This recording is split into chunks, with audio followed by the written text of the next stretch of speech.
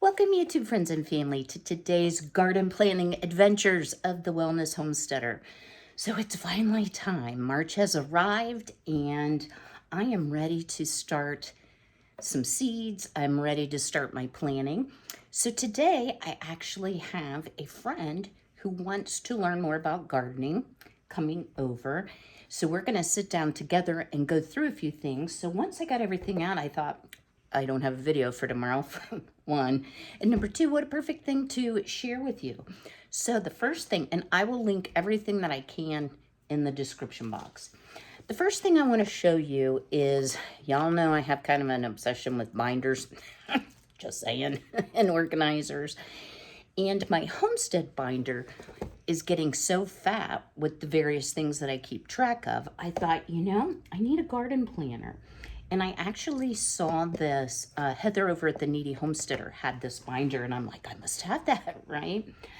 So one thing to know about this, it does not come with the pages I'm going to show you. So you get like little samples, and then right here, and I'm not going to show you the website because you're supposed to purchase the binder to download the items. It will tell you how you can download all the files that you would want. So some of mine are in color. Then I ran out of yellow ink, so some of them are in black and white. But let me reposition the camera. I want to show you this binder and how I'm organizing it and some of the seeds that I got this year. I didn't buy a lot, but I did buy a few. So stay tuned. All right, y'all. So this is a nice heavy cardboard. And on the inside, what I really like is down this side, it has all kinds of homemade insecticides. So if you are gardening organically and you don't want to be putting chemicals on your garden, which I don't, this has oil spray, red pepper spray, garlic spray, and baby shampoo spray. And it tells not only how to make it, what it protects against. So for example, moths, aphids, spider mites, scale insects, whiteflies. There are some tips and tricks in here about knowing your hardiness zone. So where are you? And if you don't know your hardiness zone, it's really simple to find out. Just take a look on Google. What is the hardiness zone for example, Cedarville, Ohio? Y'all, please excuse my sniffling. This crazy weather, I'm not sick. I just have some allergies going on. So I may have to stop periodically to cough and blow my nose. Pardon me. So I am in 6A. So that is important to know. And also your first and last frost, which is also something that you can Google. Now, normally our last frost is right around Mother's Day. So around the 9th of April to the 15th of April, May. This year it is April 26th. I'm not so sure I believe him. So you want to know, like, when is your last frost in the spring for planting purposes, and when is your first frost in the fall, so that you know if you have enough grow time in between frosts to grow the items that you want to grow. I am going to start some of my seeds indoors, and I'm also going to do some direct planting. So things like beans, I will direct plant. Things like peppers, tomatoes, those type things I will start ahead of time. So another really neat tool, y'all, and this is only $5, and I've had this for quite some time. So this is Clyde's Garden Planner, and what you do is, you see the red line here, you simply slide it. So let's say April 26th. It will tell you when you can plant it, first outdoor planting, when you should start your seedlings. So for example, broccoli should be started March 8th. Leaf lettuce should be started March 22nd. Peppers and tomatoes should be started by the end of March. I'm going to start mine earlier. They will do much better just from experience. Then if you flip it over and turn it upside down, let's say you're average first frost is, and I'm just going to make up a date because I don't know off the top of my head, is November 1st. It will tell you when you should expect your harvest, when you can do your last planting. So if you're going to do a second round after your first round has finished. So this is so helpful. Something that, and this did not come with the garden planner, make that part clear. This did come with it's Craft Saints planter, plant and plan. So this is a moon calendar. So if you've all watched some of my videos on the Foxfire series, there is a lot of information there about people who plant by the moon and do things by the moon. So let's just say it is a full moon. We're going to turn this right now. So it will tell you only cultivate. Spindly growth is weak while germination is quick. So this is a good time, if it is a full moon, which it is not, to plant. Then the last quarter of the moon is when you prune. Then you spray in between. Then the new moon is sowing should be delayed except for grass seed. It's a good time just to do some odd jobs. So I think this is really cool. And it tells on the back how to use it. But this is truly an age-old method of, I'll say, farming, and one that my grandparents adhered to. So I think that's really neat. So inside the planter, you have a lot of these nice, heavy cardstock dividers.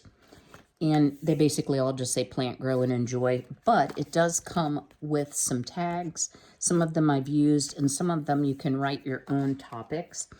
So what I've done here is I've used some from Project Zenstead, and I just moved them from my homestead binder over here. So this was my garden for 2022. Y'all, I don't do anything super duper fancy. And this is Project Zenstead as well. They do have a garden planning tool that you can download, but I thankfully wrote some notes. So varieties I did not like. I did not like the Boothby cucumbers, the golden carrots from Baker Creek, or the ground cherries. Things that I did like, I really liked Baker Creek jalapenos, and I had some problems with my pumpkins. Corn was an epic fail. And what were my thoughts on square foot gardening? Guys, this is invaluable. You think you will remember, but you don't always remember. So I have drawn out my 2023 garden because I have a space for grow bags for my potatoes. 2 4x8s back here, 2 4x8s here, and 6 4x4s here. And guys, it isn't to scale. I don't care. So you can print off little, like, you know, pumpkins and lettuces. I'm not going to do all that, y'all. I'm just going to write in. But before I do that, I am going to share some of the seeds that I have purchased this year, some of the ones that I have on hand already. I might have too many seeds, but it will enable you to plan very carefully. So I have past gardens. This was 2020. And if I really liked something, I saved the seed packet, some of which I could regrow, some of which I could not. Here's something that I highly recommend that you download. And this came from onecreativemommy.com. It's a companion planting guide. And guys, there's a million of them out there. So if you're new to gardening, you may not realize that you shouldn't plant chives by your beans. So there's a red square here.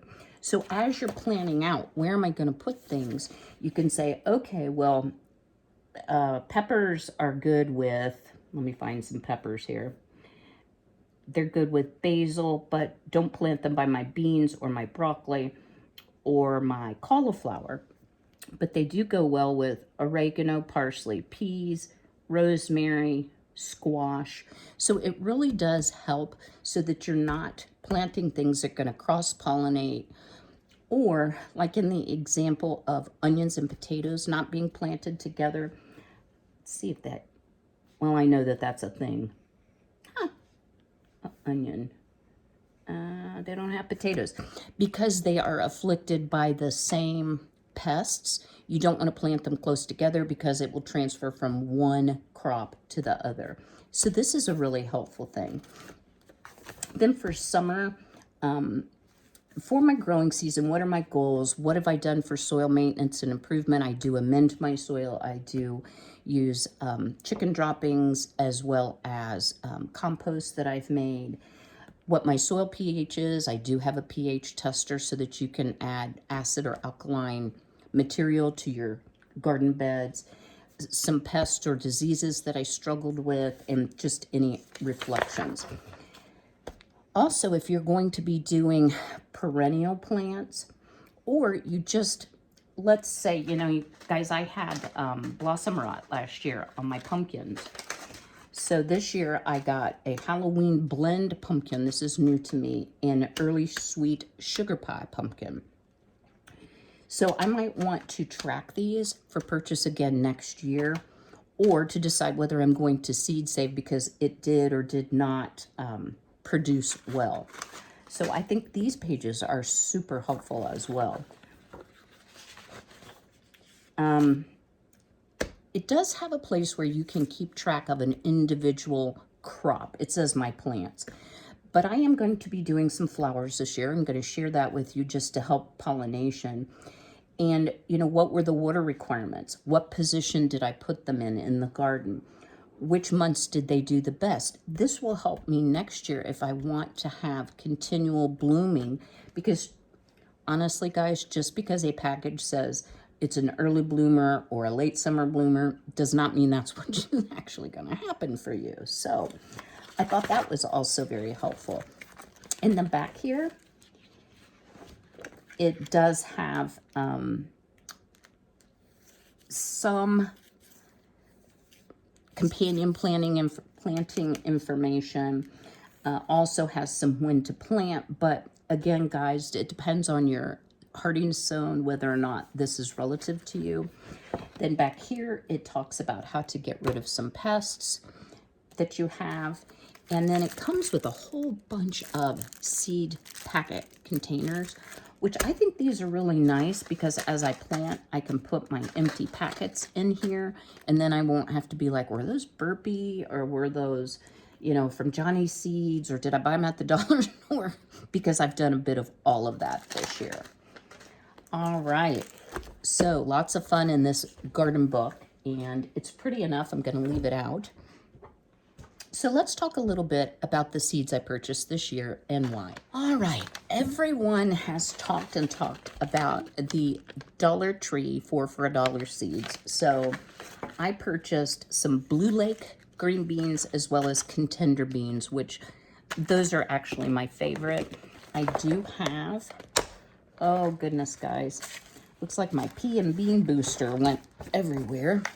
I do have some additional contender beans and some peas in this as well. Wow, Kym, you're making a mess. I'm gonna have to wash that tablecloth.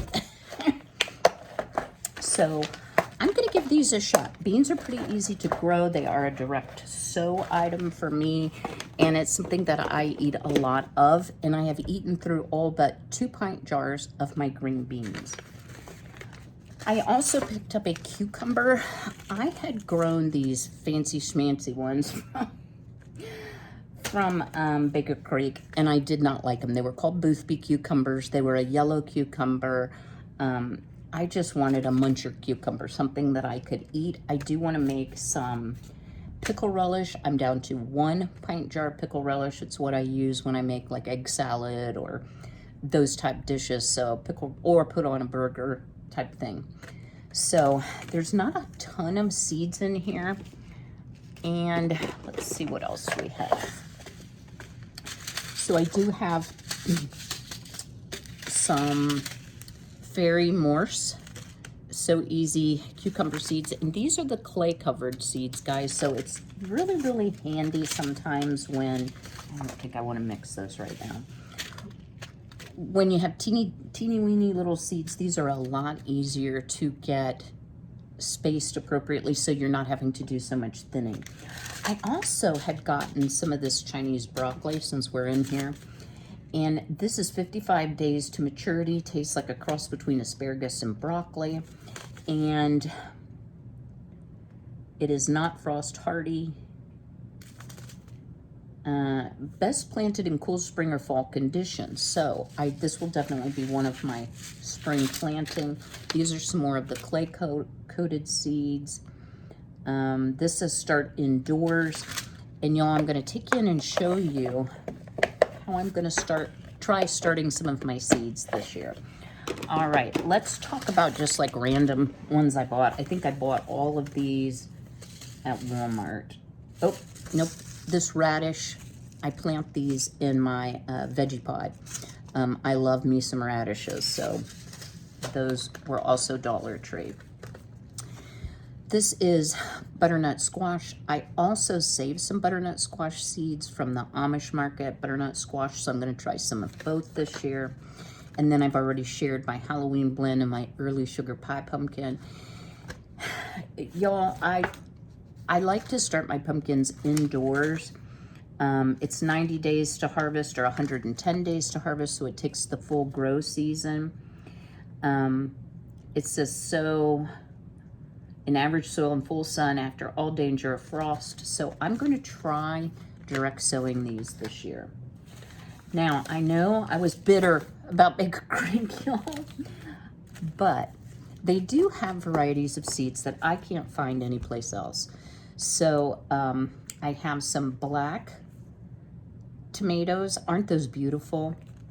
And it's a unique large 8 to 12 ounce dark tomato exhibiting a rich purplish brown color. Some seed savers say it is best tasting of all the dark tomatoes.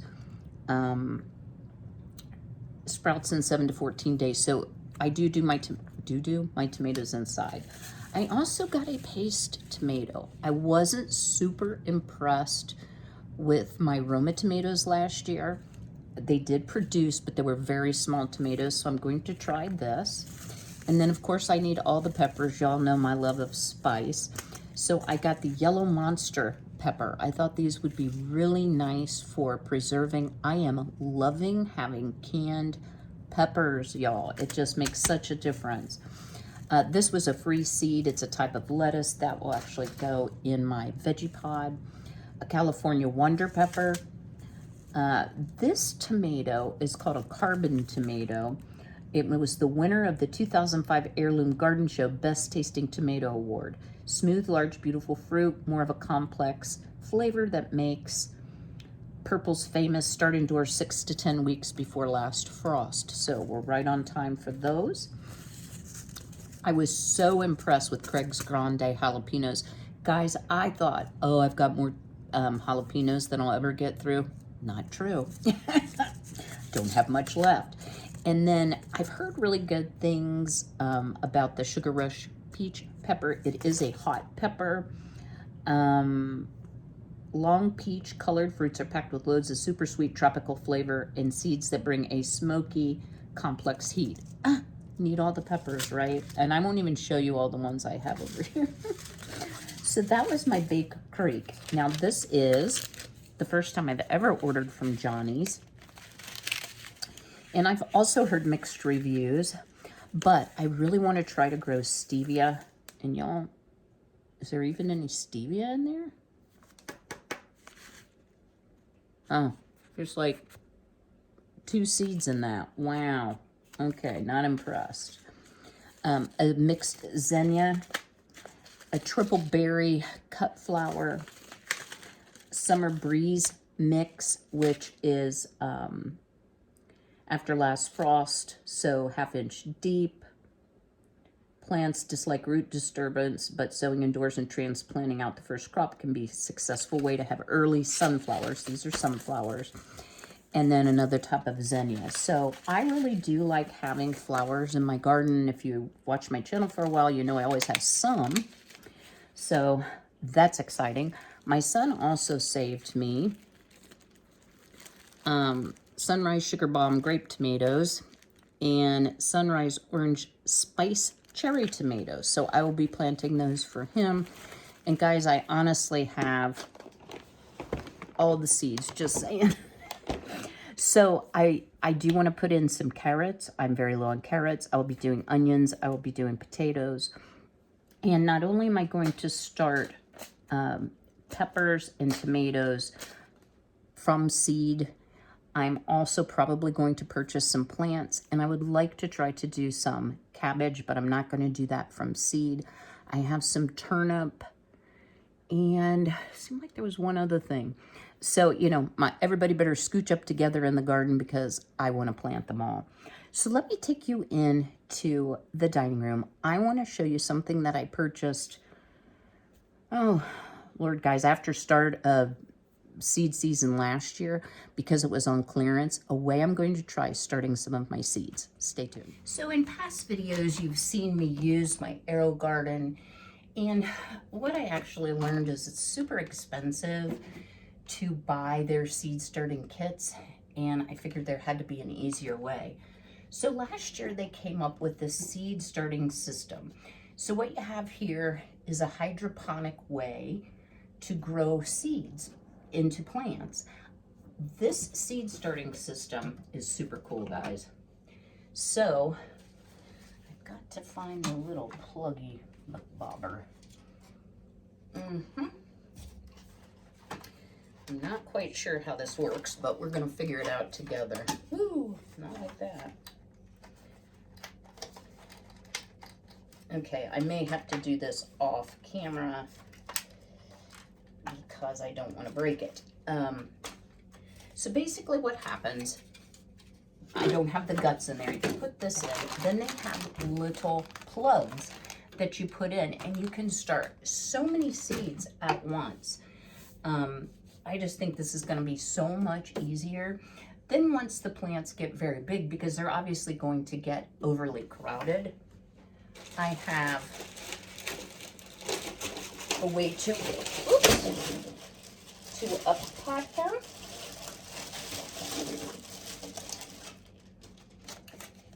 Into these with the little covers. So this will enable them, you can do them in the little ones or in the bigger ones, either way, whatever works best for you.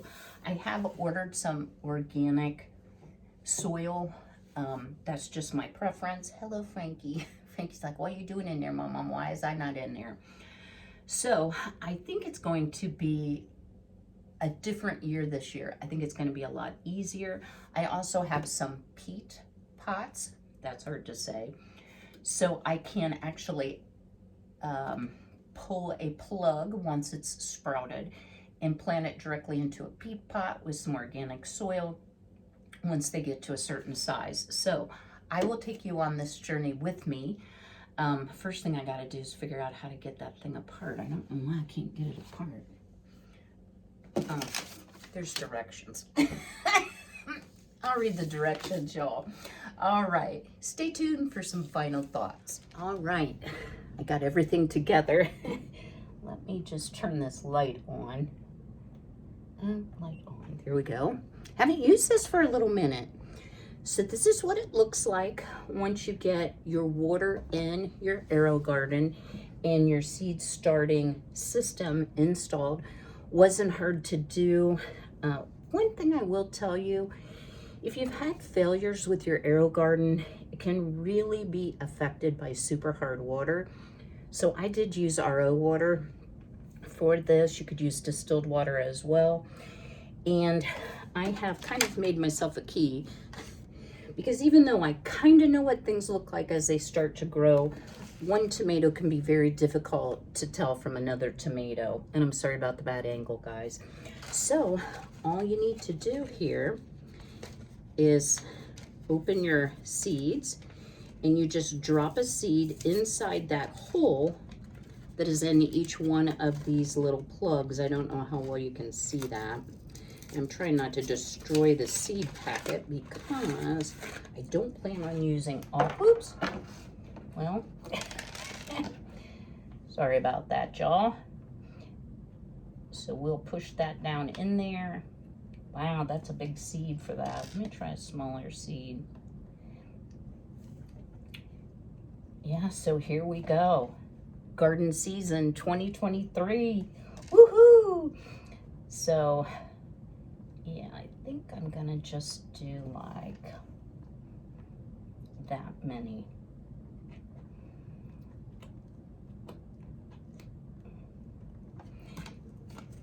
Might be handy to have like some tweezers so you're not squishing down your grow pods quite so much. I'm not sure an ink pen is the approved method.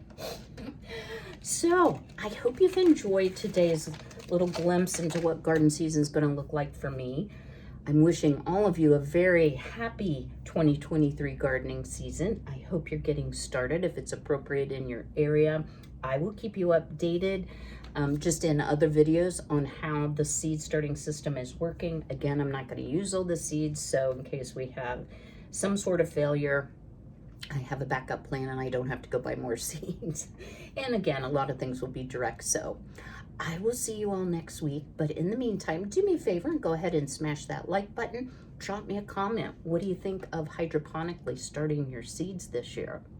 All right, and until I see you again, be healthy, be well, be blessed. Take care.